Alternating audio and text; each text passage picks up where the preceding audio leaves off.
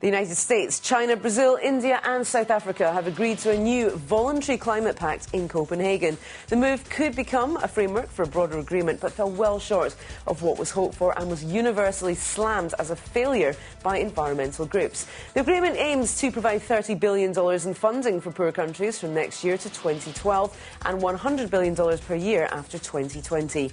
The three-page document, which is not binding under international law, dropped a final paragraph in a previous draft that had said that negotiations on a full legally binding treaty would have to be completed by the end of 2010. Chinese President Hu Jintao has arrived in Macau to officiate the celebration ceremony for the 10th anniversary of Macau's return to China on Sunday. Hu will also attend a groundbreaking ceremony at the University of Macau's Hangzhou campus.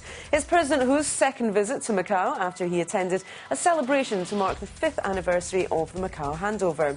Meanwhile, Hong Kong's Chief Executive Donald Tsang has also arrived in Macau for the anniversary celebrations. Chinese net users are playing a larger role in the nation's anti-graft fight and flocking to a government website to blow the whistle on alleged corruption. That's according to the top disciplined government inspection body, which launched 12388.gov.cn, a website to report alleged government graft at the end of October. So far, nearly 14,000 accounts of corruption have been reported. Hits to the website topped 19 million on the first day and have averaged more than 1 million per day ever since. Provincial-level reporting sites are also popular, with senior officials already punished as a result of online corruption reports. China property stocks fell the most in 4 months on Friday, led by Poly Real Estate Group, on concerns that the government will step up measures to curb property speculation.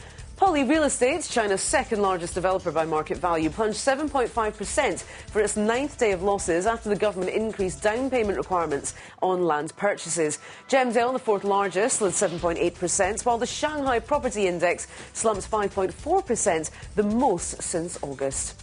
China's foreign trade is projected to grow 15% next year, according to a report released by the China Institute for WTO Studies. The report forecasts imports to increase by 15% and exports by 13%.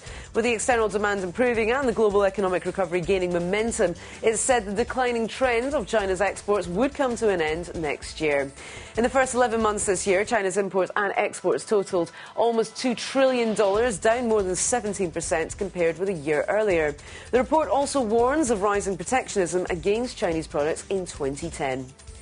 A 61-year-old Uyghur living in Sweden has been charged with spying for China on Uyghur expatriates living in countries including the United States.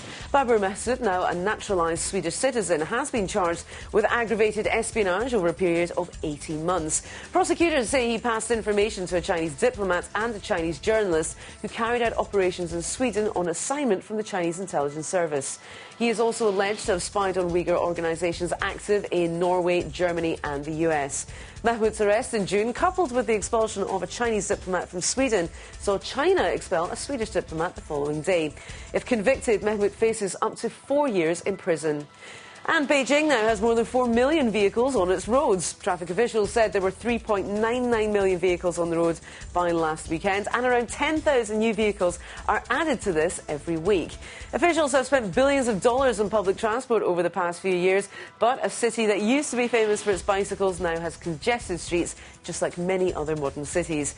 Beijing Traffic Management Bureau also said the city had nearly 6 million drivers out of a population of around 17 million.